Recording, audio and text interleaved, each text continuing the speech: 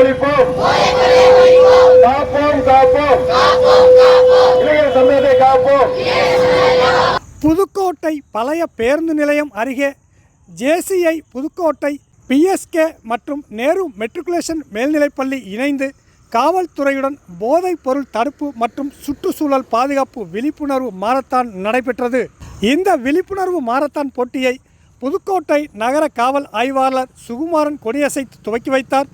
இந்த மாரத்தான் போட்டியில் கலந்து கொண்ட 100க்கும் மேற்பட்ட மாணவிகள் போதை பழக்கத்திற்கு எதிராக பழைய பேருந்து நிலையத்திலிருந்து துவங்கிய மாரத்தான் கீழராஜ வீதி பிருந்தாவனம் வழியாக நகர்மன்றம் வளாகத்தை சென்றடைந்தது.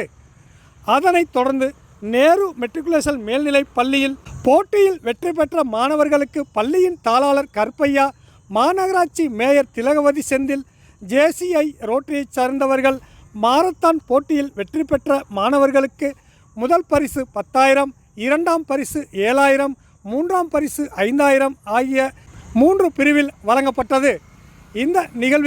இந்த நிகழ்வில் ஜேசிஐ ரோட்டரி சங்க நிர்வாகிகள், சமூக ஆர்வலர்கள் உள்ளிட்ட பலரும் கலந்து கொண்டனர்.